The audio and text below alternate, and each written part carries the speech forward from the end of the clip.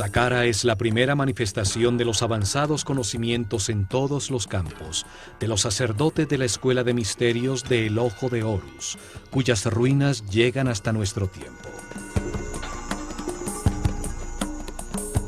Allí se construyó la primera pirámide sobre la Tierra después del diluvio. Se usaron por primera vez bloques modulares de piedra para construir un edificio.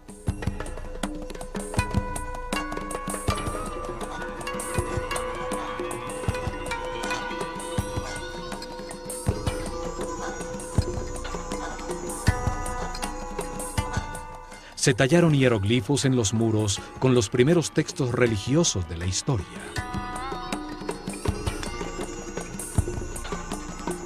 Allí se construyó un enorme complejo subterráneo, 12 pisos bajo tierra, con cámaras y galerías decoradas con los primeros baldocines de cerámica horneados por el hombre. En estas cámaras, bajo tierra, se encontraron más de 40.000 urnas, cuencos y vasos de alabastro. ¿Para qué servían? ¿Qué lograrían al realizar con tanto esfuerzo túneles, cámaras y salones 30 metros bajo tierra? ¿Cómo iluminaron estos espacios para poder realizar el difícil diseño cerámico de sus muros?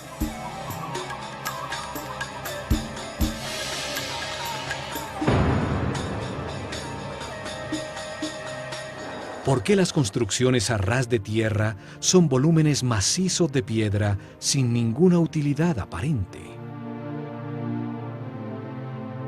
¿Qué ganaba una sociedad de unos 4 millones de personas al cortar y mover más de 1 millón de toneladas de piedra para producir un complejo escenográfico que asombra por su refinada arquitectura?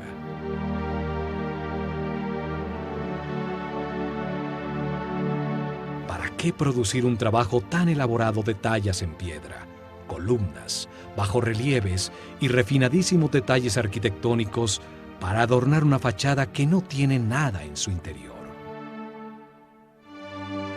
¿Cómo pueden darse simultáneamente avanzadas tecnologías que aparecen por primera vez con algo tan inexplicable racionalmente?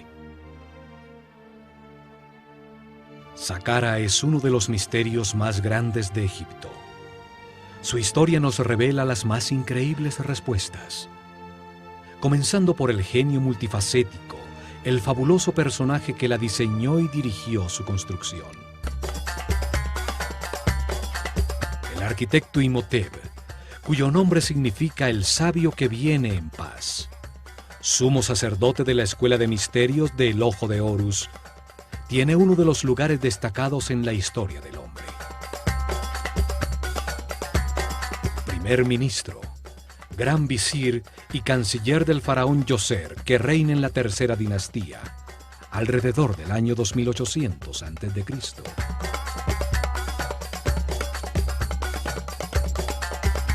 Imhotep nace un 31 de mayo, hijo del arquitecto Khnófer y de su mujer Khedr-uonq.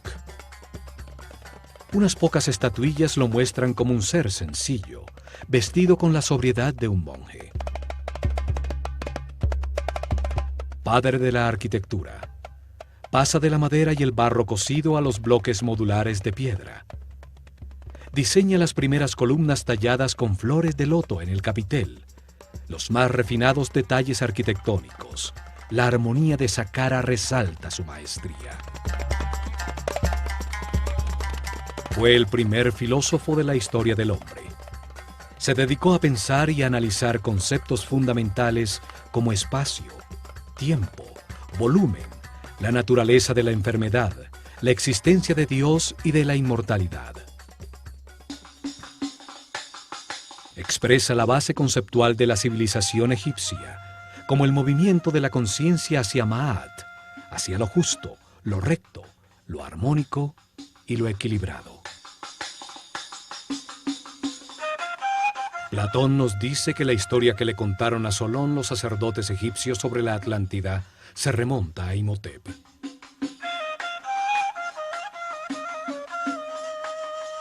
Astrólogo y astrónomo, realizó el primer registro sistemático de la bóveda celeste.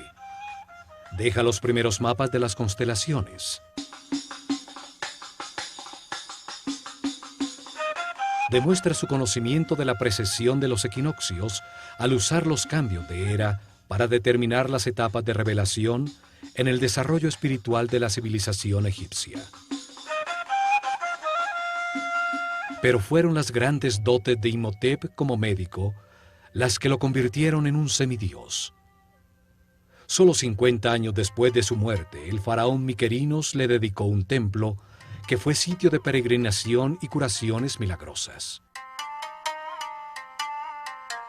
Los griegos que estudiaron en Egipto y que le cambiaron el nombre a todo el mundo, lo llamaron Asclepios o Esculapio, para marcar sus logros como médico. También lo llamaron Hermes Trismegistus, el 3 veces grande, por sus dotes como filósofo y físico que reveló las bases de cómo funciona el universo. Imhotep fue el primero en recopilar información sobre cómo diagnosticar y curar muchas enfermedades. El caduceo, que hoy es el símbolo de la sociedad médica, era la vara de poder de Imhotep. Con ella medía la cantidad de energía vital que un ser humano ha aprendido a procesar en su interior. Así sabía cuál de los centros neurales o chakras utiliza para captar y procesar su energía vital y en dónde tiene imbalances celulares electromagnéticos. Curaba elevando la frecuencia vibratoria del aura o campo electromagnético personal. Esto restablecía el balance de los chakras, permitiendo que volvieran a suministrar la energía vital necesaria a los órganos afectados, la causa real de las enfermedades. El caduceo tiene 2 serpientes que se cruzan sobre los 7 chakras. Los centros neurales sobre la columna vertebral que captan y distribuyen la energía. Simbolizan las 2 polaridades de carga eléctrica y movimientos contrarios que dan lugar al universo dual. En su centro está una columna ondulatoria, formada por parejas de partículas con carga opuesta que se neutralizan y equilibran, la única manera para llegar a la iluminación. Representa al Kundalini, la fuerza vital que sube a través de la columna vertebral. Al desaparecer ese conocimiento, su forma se conserva como el símbolo para curar. Experimentos utilizando su forma como una bobina eléctrica han encontrado que tiene unas misteriosas características.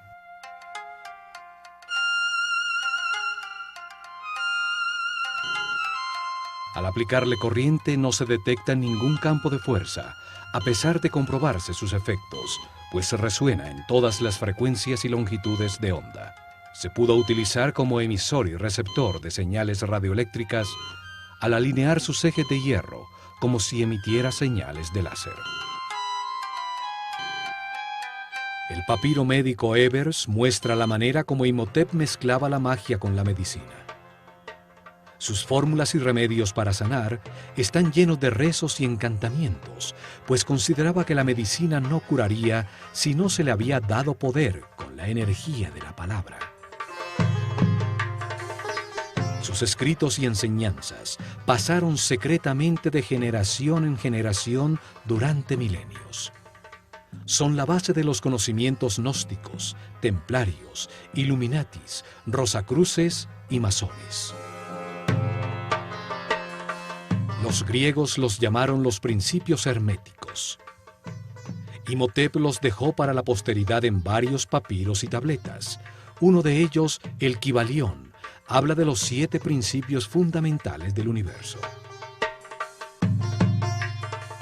Allí afirma que el universo existe en la mente de Dios, que cada hombre es uno de sus pensamientos, con la capacidad de pensar a su vez, que la realidad es un gran sistema, donde todo tiene conciencia y está interconectado.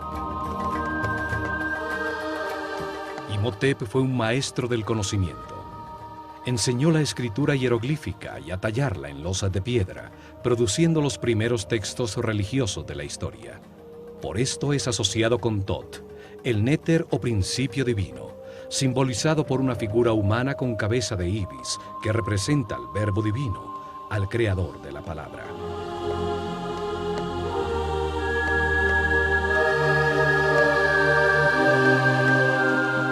No hay duda que Imhotep fue un espíritu muy especial.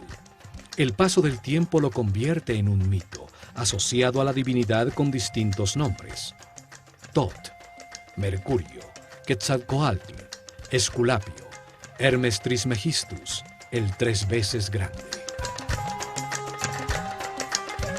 El término hermético se convierte en sinónimo de sabiduría secreta, la que una vez estuvo en las mentes de los sacerdotes del Ojo de Horus, uno de cuyos primeros sumos sacerdotes fue Imhotep, el sabio que viene en paz.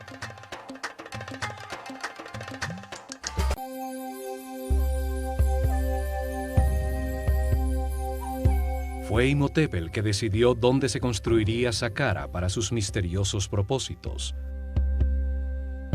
Situada en el área comprendida entre los 31 y 32 grados longitud este y los 29 y 30 grados latitud norte, la única área en Egipto donde construirían pirámides durante los siguientes 400 años.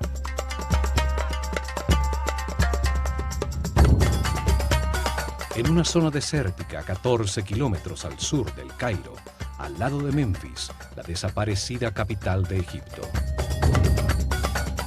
En Meidum, Awara y el Laún están las más al sur, y en Abu Rawash la pirámide más al norte. Sobre una plataforma de piedra que va hasta Giza, 50 metros por encima del nivel del río, hecho que garantizaba que el nivel freático de la zona no inundaría los trabajos subterráneos que tenía planeados. En una zona donde existen otras 8 pirámides menores, construidas en las dinastías 4, 5 y 6. Exactamente sobre uno de los nodos principales de la malla electromagnética del planeta, donde mejor se puede utilizar la fuerza de su energía telúrica para hacer vibrar una gran masa de piedra. En esta área ocurren los efectos electromagnéticos naturales más poderosos del planeta. Allí está localizado uno de sus chakras. Por allí pasa la corriente telúrica, la carga tierra negativa que lleva su energía vital. Un sitio mayor de confluencia de las llamadas Lee Lines, perfecto para que un gran volumen de piedra, con alto contenido de cristales de cuarzo, al vibrar produzca energía estática negativa por la fricción de sus moléculas. La atmósfera en este sector está cargada con 500 voltios por metro cuadrado de corriente positiva, 5 veces lo normal. Es un punto de poder en el planeta que aumenta los efectos energéticos de la pirámide que Imhotep construyó. Esta ubicación de Saqqara era fundamental para poder utilizar la pirámide como un condensador eléctrico que captaba como una antena la energía positiva de la atmósfera en los cristales de cuarzo de las losas de granito que una vez forraron la superficie de sus caras.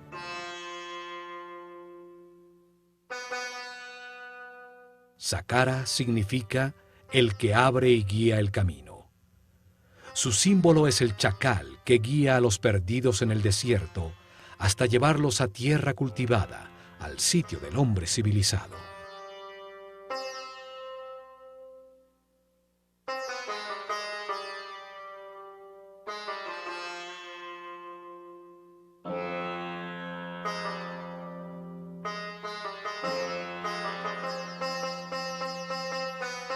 A lo lejos, lo primero que debía verse era la blanca pirámide, recortada sobre el larguísimo muro, el primero realizado por el hombre en bloques de granito cortado, con sofisticados bajorrelieves y dinteles. Una obra mucho más complicada que la misma pirámide. 130.000 toneladas de granito de Tura formaban un alto y especial muro de piedra. Rodeaba las 15 hectáreas del complejo, protegiéndolo del caos exterior, dándole una forma rectangular, ajustada exactamente en dirección cardinal norte-sur, paralelo al curso del Nilo.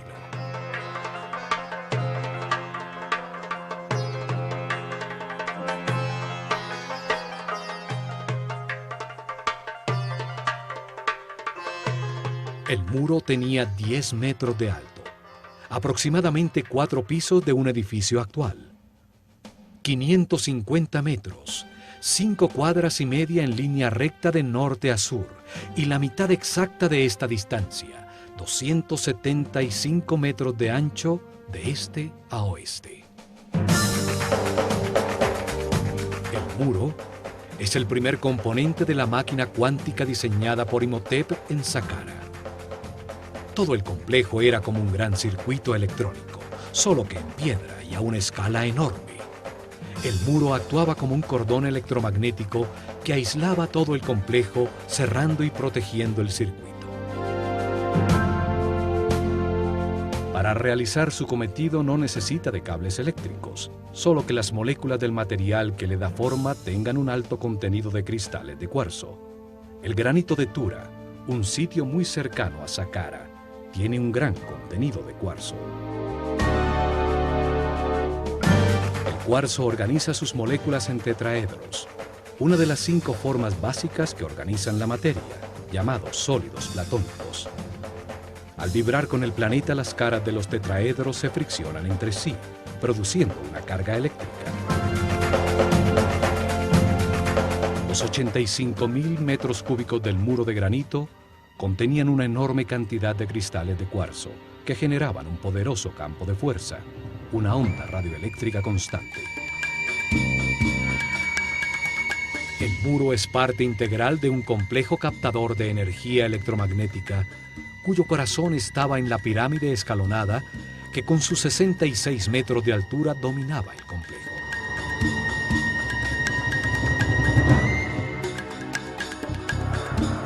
La forma del muro es sorprendente. Entraba y salía para producir bastiones y pórticos a intervalos regulares. Bajorrelieves verticales enmarcaban los pórticos que embellecían y regularizaban el conjunto, produciendo una sensación de armonía con un estilo arquitectónico casi ultramoderno.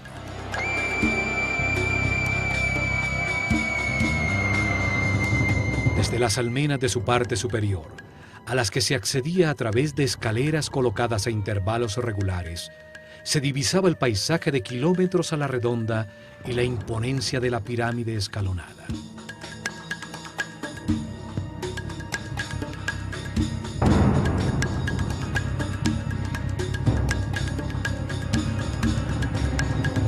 No solo es la primera construcción monumental en piedra tallada del hombre, sino que además tiene una serie de detalles arquitectónicos que indican una maestría y un conocimiento que nunca fueron superados en todo el desarrollo posterior de su civilización.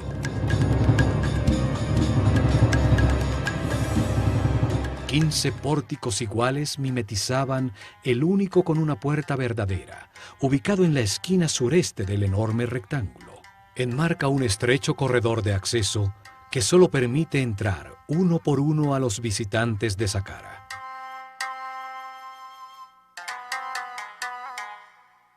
El camino de perfeccionamiento espiritual es individual e intransferible. Nadie puede evolucionar por otro. Por esto, a Saqqara se entraba de uno en uno.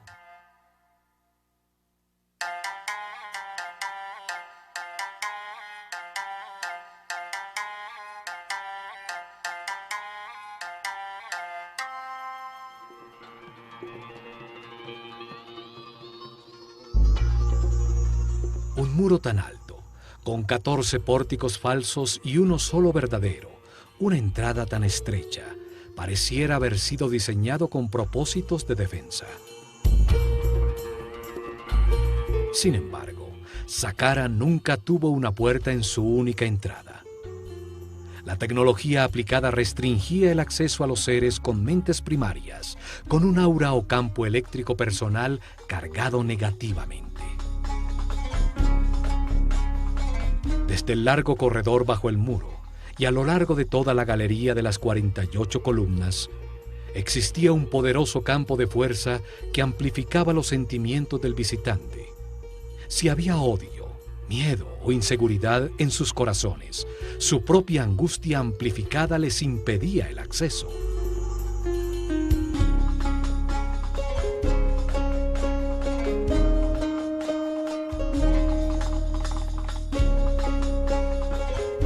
Solo los puros de corazón podían entrar en Saqqara, cuando el complejo y la escuela de misterios del Ojo de Horus funcionaban allí.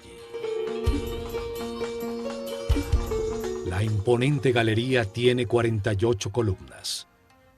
Su forma esotérica es la misma del DNA humano. 20 pares de columnas estrechamente unidas a sus muros, dispuestas en el sentido que recorre el Sol, sobre el eje de avance de la energía, la espiral entorchada de la molécula.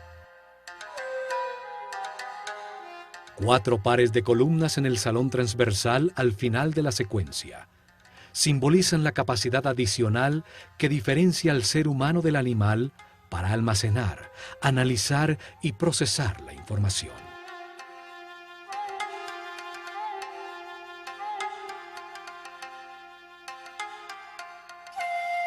Las columnas totalmente moduladas y con 7 metros de altura estaban dispuestas con una serie de principios arquitectónicos que se repitieron miles de años después en Grecia, en el Partenón. Cada columna tenía la forma de un haz de papiros. El cilindro tenía una ligera convexidad y se estrechaba en su parte superior, acentuando su verticalidad para engañar la vista, que sin este truco las vería curvas desde lejos. El restaurador de Saqqara, Jean-Philippe Loé, también encontró que en la profundidad de la galería, las columnas más lejanas estaban ligeramente más distanciadas entre sí, aumentando la perspectiva y produciendo la sensación que la galería era más grande.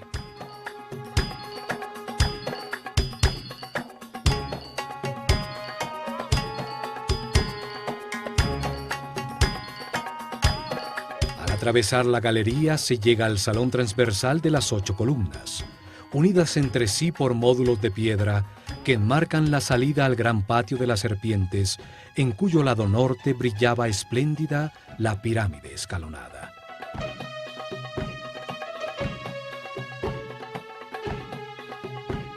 El patio estaba originalmente delimitado por altos muros, con intrincados bajorrelieves. Formaban nichos con la forma que simboliza a una puerta y que posteriormente aparecería en uno de los muros de todas las tumbas egipcias.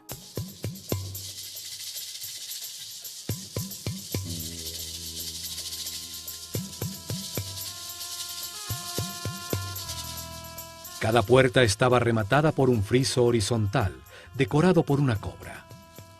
La serpiente sagrada, que simboliza a la dualidad por su lengua bifurcada y sus órganos sexuales dobles. La serpiente simboliza también la determinación para alterar la existencia, de comenzar un viaje evolutivo decidido por sí mismo, de tomar sus propias decisiones. Es la fuente y origen del movimiento.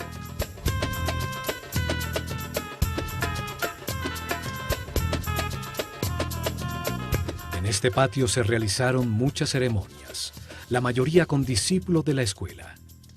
Pero una vez al año, el faraón llegaba a este escenario para ser coronado nuevamente por el sumo sacerdote del Ojo de Horus, con la corona blanca y roja que simbolizaba su poder sobre todo Egipto. También al cumplir 30 años de su reinado, se realizaba una ceremonia de renovación llamada el Heb-Sed.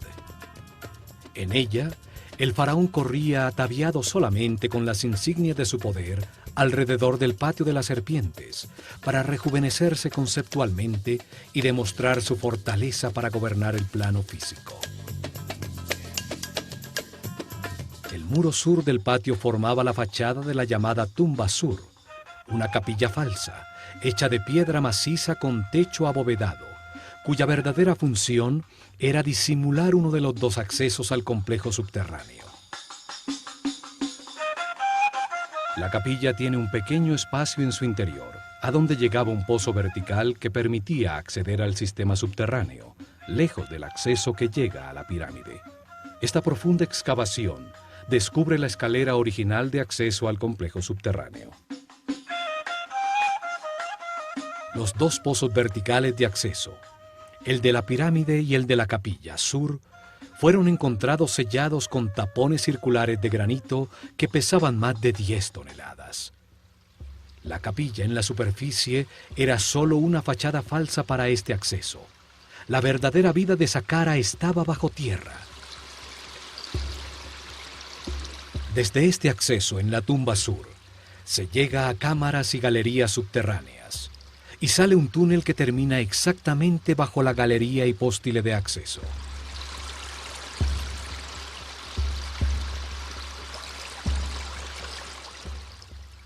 La planta de todo el complejo parece el procesador central de un computador.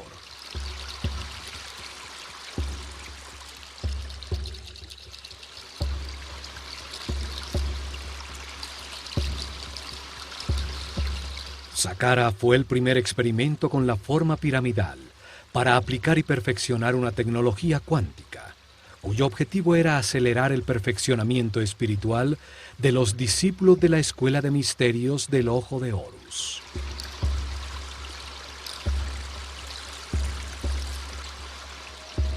Durante 400 años se construyeron alrededor de 100 pirámides con formas, tamaños y materiales distintos, hasta que perfeccionaron el diseño y se construyó la Gran Pirámide de Keops. Conocimientos heredados de la civilización atlante para convertir masivas formas piramidales en máquinas cuánticas para la producción de columnas ondulatorias estacionarias de energía que permitían elevar la frecuencia de vibración de los iniciados.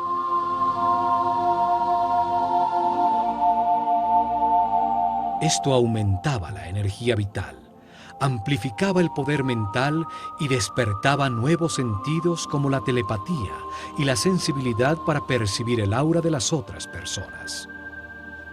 Permitía a la conciencia situarse sobre el tiempo y ver la cadena de reencarnaciones vividas.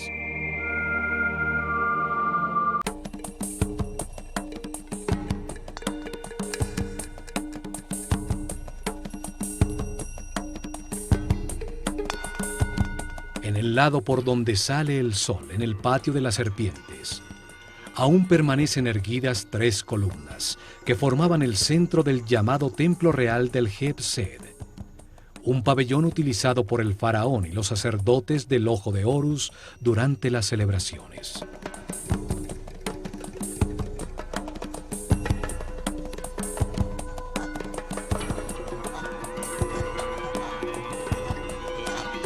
Desde este pabellón, siguiendo un muro curvo, se llega al patio rectangular del Heb-Sed, paralelo al patio central del complejo.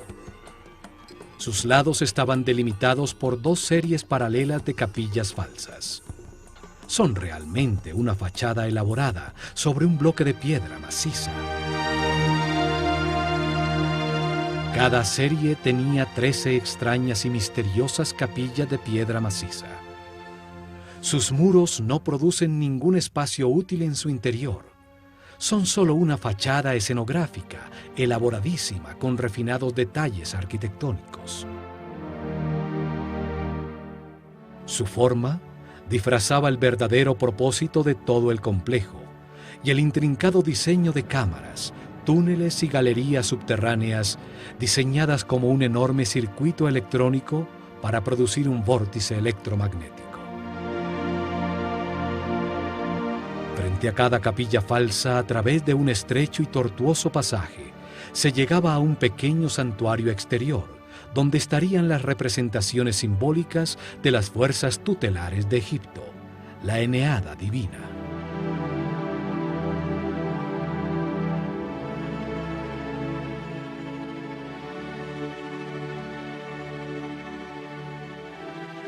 Los muros exteriores estaban profusamente decorados con altos y bajorrelieves de puertas y ventanas falsas, cercas falsas de madera, series de jets, columnas tipo flauta, en fin, una escenografía completa tallada en piedra. Al norte del patio de las capillas falsas, exactamente al este de la pirámide escalonada, están las llamadas Casa Sur y Norte, 2 construcciones mucho más grandes pero igual de falsas.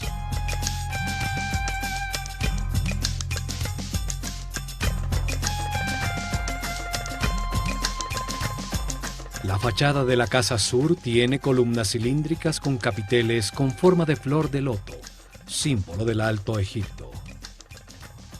Un estrecho corredor tiene en una de sus paredes el grafiti más antiguo del mundo, hierático, con comentarios que hacen referencia al faraón Djoser de visitantes durante la dinastía XVIII. La fachada de la casa norte tiene columnas con papiros, el símbolo del Bajo Egipto, el delta al norte del país. Aquí, durante la ceremonia del Heb-Sed, el rey recibía la corona roja que simboliza su autoridad sobre ese territorio.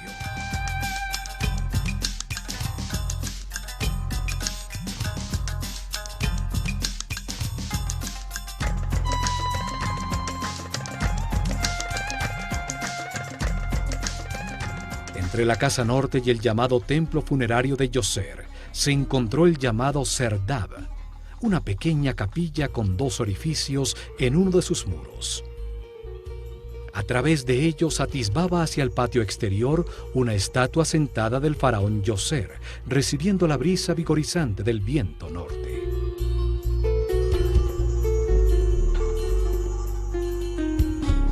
La figura con el imponente Nemes en la cabeza, cuyos ojos incrustados de cristal se perdieron, es la primera imagen tridimensional de tamaño natural de un monarca egipcio que ha llegado hasta nuestros días.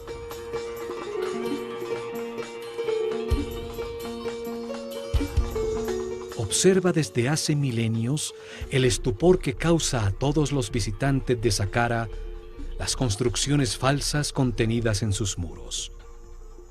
El disfraz que esconde a la poderosa máquina cuántica. Escucha desde allí las teorías que afirman que Saqqara fue su tumba nunca utilizada.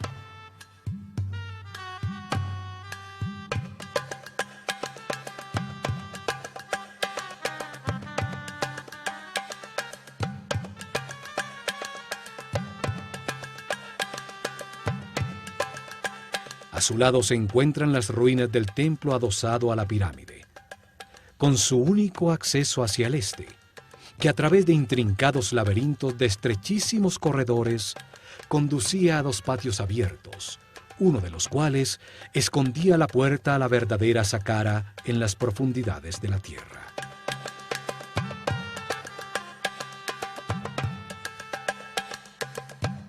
Este patio disfraza el acceso principal a los subterráneos.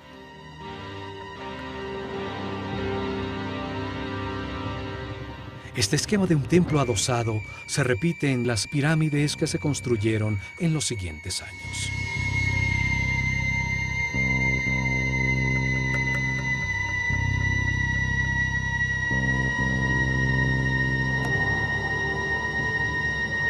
Saqqara fue abandonado con la llegada de la era de Ram, alrededor del año 2320 a.C., cuando se construyó la pirámide de Keops. El conocimiento sobre los accesos a las cámaras y galerías subterráneas se perdió en el tiempo. La piedra de sus muros fue utilizada como material de construcción.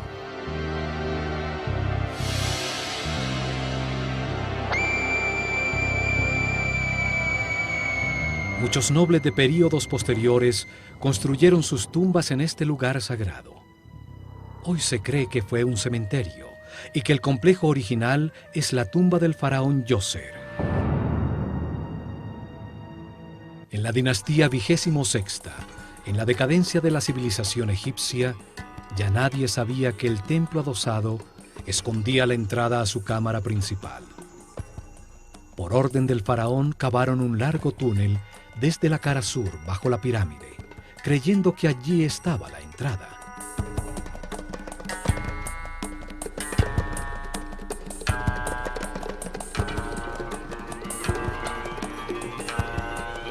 Perforaron la durísima roca, dejando columnas en piedra para evitar que el túnel colapsara.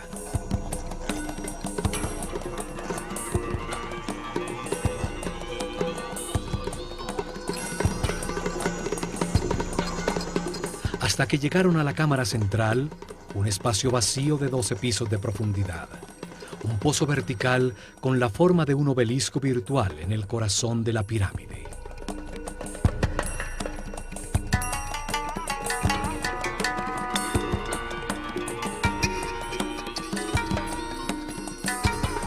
Desde allí descubrieron que el acceso original estaba realmente en la cara norte de la pirámide y pudieron entrar a todo el complejo de galerías subterráneas.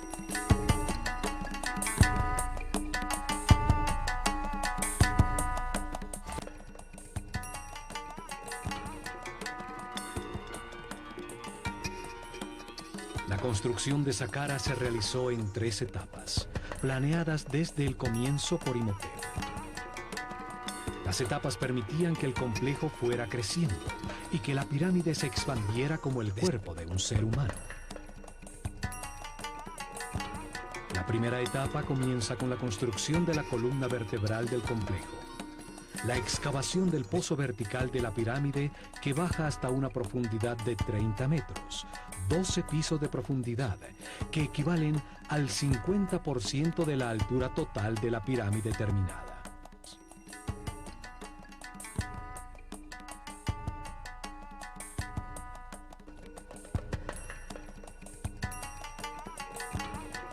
A esa profundidad cavan cientos de metros de túneles y una serie de cámaras y galerías que son parte fundamental del sistema.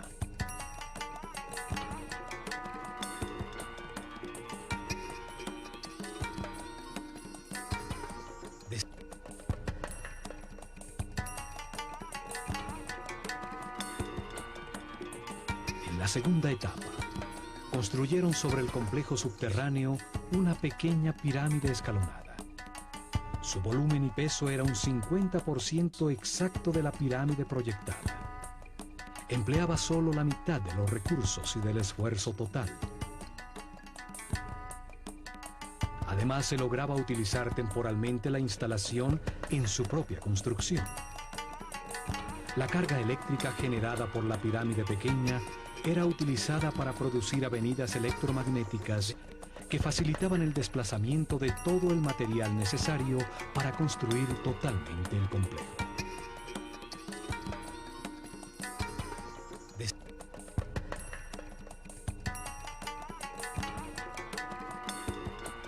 Partiendo del frente de la pirámide, se colocaban a distancias regulares una serie de pilares llamados Yed, que transferían del uno al otro la carga de iones negativos generados por su masa en vibración.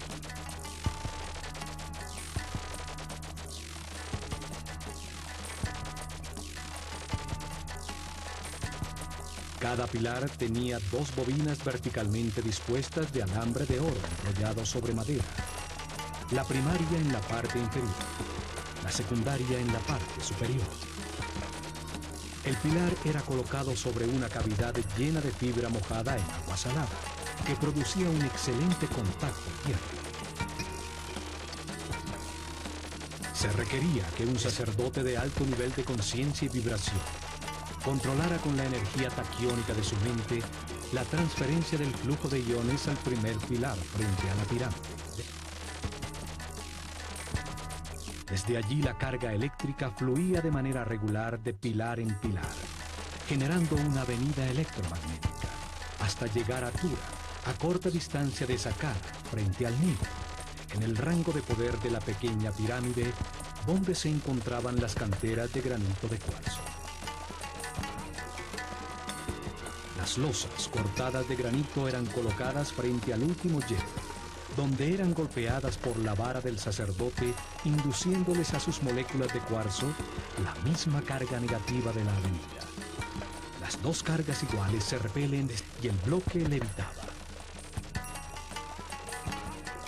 Es el mismo principio utilizado hoy por el tren bala en Japón, que flota sobre un poderoso campo electromagnético en los rieles, de igual polaridad a la del tren.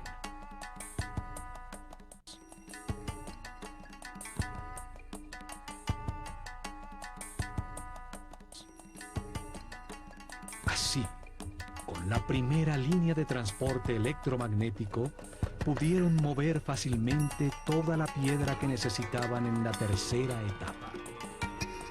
las 425.000 toneladas de piedra para ampliar la pirámide y las 135.000 toneladas de granito de Tura para el muro exterior.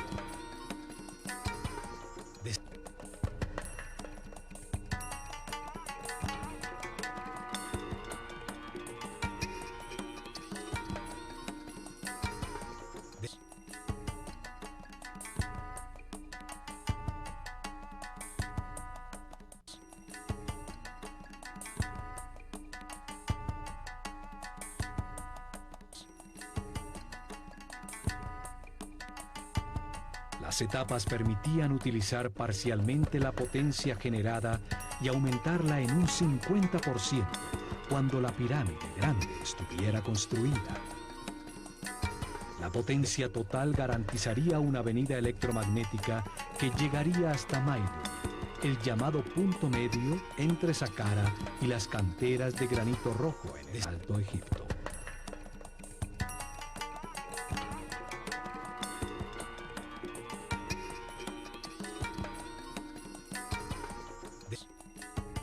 Tecnología y conocimientos heredados de los atlantes, basados en principios de mecánica cuántica que nuestros científicos apenas comienzan a entender. En el próximo programa, continuaremos analizando a Saqqara. Veremos la disposición y sentido de todo el complejo subterráneo, construido para dar forma a una poderosa máquina cuántica que aceleró la evolución de los iniciados. Al examinar este camino, que llamaremos el camino cuántico hacia la luz de la conciencia, veremos que este proceso evolutivo ha sido enseñado por distintos maestros superiores. Uno de ellos fue el Maestro Jesús.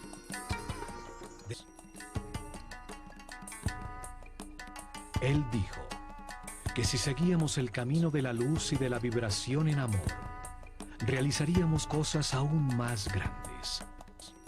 Se refería a la utilización de las partículas subatómicas de la luz, la energía taquiónica, la fuerza creativa que dio forma a este universo.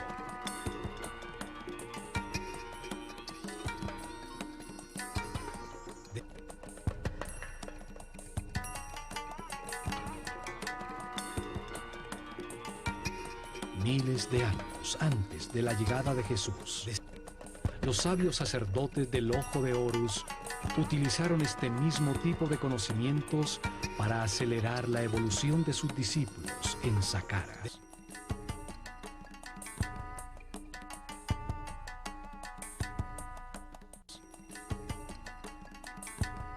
Construyeron masivas formas piramidales, máquinas cuánticas para la producción de columnas ondulatorias de energía, que utilizaron para elevar la frecuencia de vibración de los iniciados.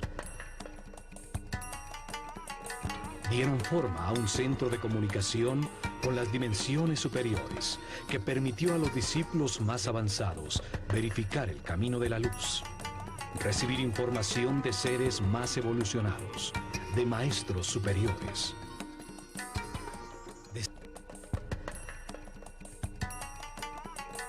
En el plano físico, al producir avenidas electromagnéticas y efectos de superconductividad en distintos materiales, facilitaron la construcción de sus templos, los libros vivos de la Escuela de Misterios del Ojo de Horus.